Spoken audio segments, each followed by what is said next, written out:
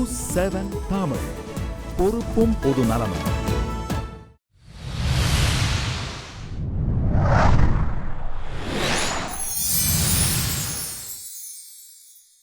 பேசும் தலைமை நிகழ்ச்சிக்காக உங்களை மீண்டும் அன்போடு வரவேற்கிறேன். டாக்டர் பத்மா சுப்பிரமணியம் அவர்கள்.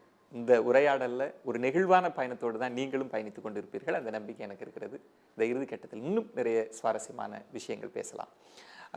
மேடம், நீங்கள் உங்களோட பர்ஃபார்மன்ஸ் பற்றி பேசுகிறப்ப ராமாயணத்தில் எல்லா கேரக்டர்ஸையுமே அந்த மேடையில் உங்களால், எனக்கு என்ன ஆச்சரியம் அப்படின்னீங்கன்னா, இப்போ ராமன் ராவணனை எதிரெதிர் துருவங்களில் நிறுத்துறது கூட ஈஸியாக இருக்கலாம். ஆனால் சகோதரர்களுக்குள்ளேயே அவ்வளவு கோபதாபங்கள், குணாதிசய வேறுபாடெல்லாம் இருக்கிறப்ப அது அனைத்தையுமே ஒரு மேடையில் உங்களால் கொண்டு வர முடியுது. இவ்வளவு கதாபாத்திரங்கள் அப்படின்றது உங்களுக்குள்ள என்ன இருக்கு எங்களுக்கு புரியல மேடம், என்னால் புரிஞ்சிக்க முடியல. எனக்குள்ள ஒன்றும் இல்லை. அதாவது ஒவ்வொரு கதாபாத்திரத்தையும் உள்வாங்கிக்கணும். இது நடிகர் நடிகரைக்கும் தேவையான ஒரு விஷயம். கேரக்டர்ஸ் அண்ட் சிச்சுவேஷன் ரெண்டையும் கம்ப்ளீட்டாக உள்வாங்கிக்கணும், தன்மயமாக்கிக்கணும். தன்மயமாக ஆக்கிண்டா மட்டும் போராது, இதை வெளியே கொண்டு வரணும் இல்லையா, புலப்படுத்தணுமே.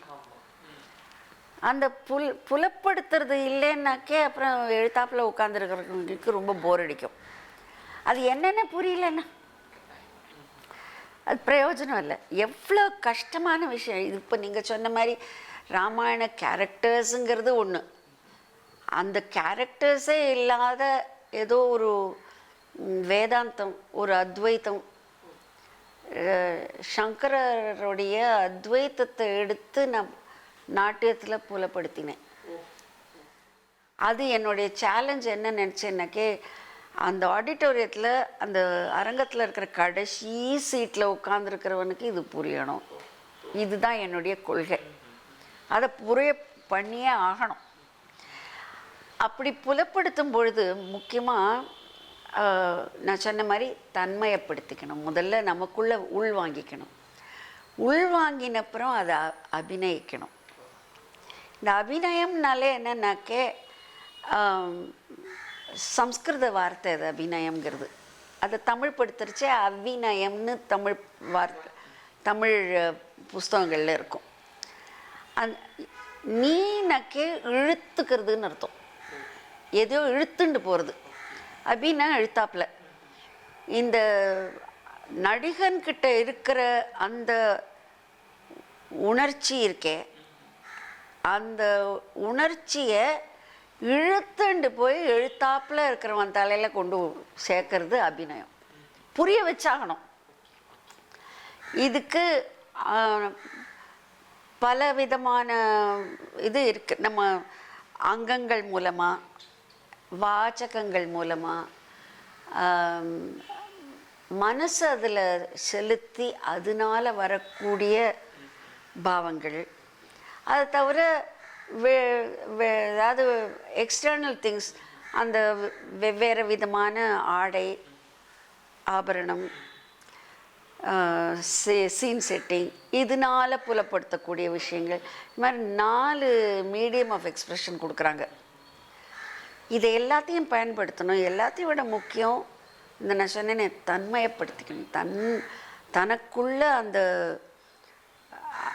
அந்த குணச்சித்திரத்தையும் சூழலையும் வாங்கிண்டு அதை வெளிக்கொண்டு வரும் பொழுது ஒரு தாமரை இலையில் இருக்கிற தண்ணி மாதிரி இருக்கணும்.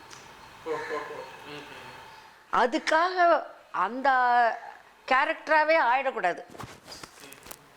அதில் இருக்கணும், இல்லாமையும் இருக்கணும். ஏன்னா கம்ப்ளீட்டாக இப்போ ஒரு எதுக்கு சொல்கிறேன், நான் நரசிம்ம சுவாமியாக ஆடுறேன்னு வச்சுக்கோங்க. எழுத்தாப்பில் இருக்கிற ஆளை நிஜமாக கொண்டுட்டா அந்த ருத்ரத்தை காமிச்சிடணும். அது காமிச்சாகணும். அவன் வயத்தை நிஜமாக நான் கிழிச்சிட்டேன்னாக்கே அப்புறம் நான் ஜெயிலுக்கு தான் போகணும்.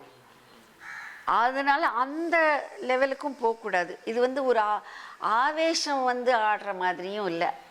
அந்த அந்த கலை இல்லை இது. ஆனால் ஆவிவேஷம் வந்த மாதிரியும் இருக்கணும். அதனால தான் நான் சொன்னேன் தாமரை இலையில தண்ணி மாதிரி. அதாவது existence at different levels.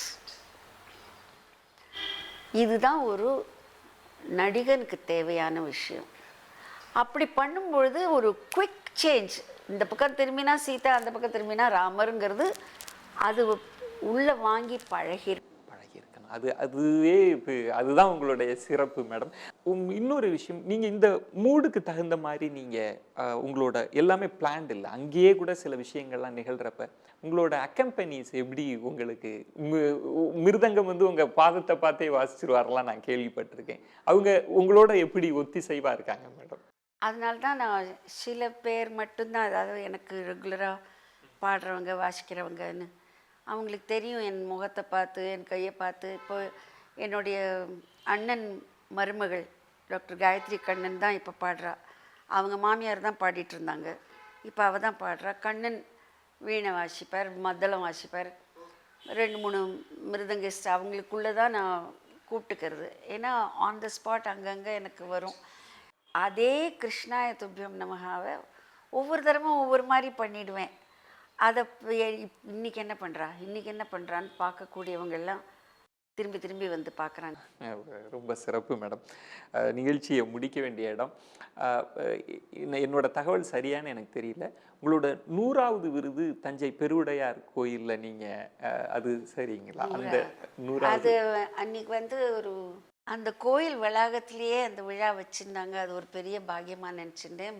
Brihan Natyanjali இன்னும் பல நிறுவனங்கள் சேர்ந்து அன்னைக்கு இன்டர்நேஷ்னல் டான்ஸ் டே, அதனால் அதுக்கு எனக்கு அந்த அவார்ட் கொடுத்தாங்க. அது 100வது அவார்டு என் லைஃப்பில்.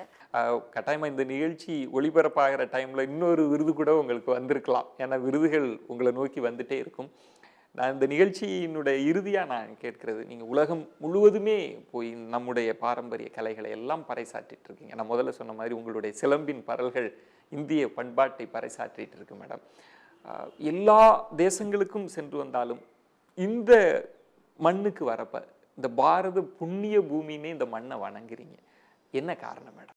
இந்த பரம்பரை இருக்கே, இந்த கலாச்சார பரம்பரை எத்தனையோ ஆயிரமா இந்த உலகத்துக்கே ஒரு பண்பாடு கொடுத்த ஒரு நாடு இது. மானுடம் பிழைக்கணும்னா இந்த கலாச்சாரத்தை பின்பற்றணும். இது நான் ரொம்ப திடமாக நம்புறேன். ஏன்னா இந்த கலாச்சாரத்தோட தொடர்பு உலகம் பூரா இருக்கு. அதனால கலைகள் வந்து வெறுமனே ஏதோ என்டர்டெயின்மெண்ட் இல்லை, பொழுதுபோக்குக்காக மட்டும் இல்லை. எஜுகேட் அண்ட் என்டர்டெயின், இது ரெண்டும் சேரணும். ஏதான ஒரு மெசேஜ் இருக்கணும். அந்த மெசேஜ் வந்து இட் மஸ்ட் பி ரெலவெண்ட், காலத்தோடையும் ஒட்டி போகக்கூடிய மெசேஜாக இருக்கணும். காலத்தை கடந்தும் எப்போவுமே நிரந்தரமான மதிப்பீடுக்குள்ளே வரக்கூடிய கருத்தாக இருக்கணும். இதுக்கு தான் கலைகள் நமக்கு கொடுத்துருக்கு. ஆகவே கலை, கலாச்சாரம், ஆன்மீகம் எல்லாம் ஒன்று தான்.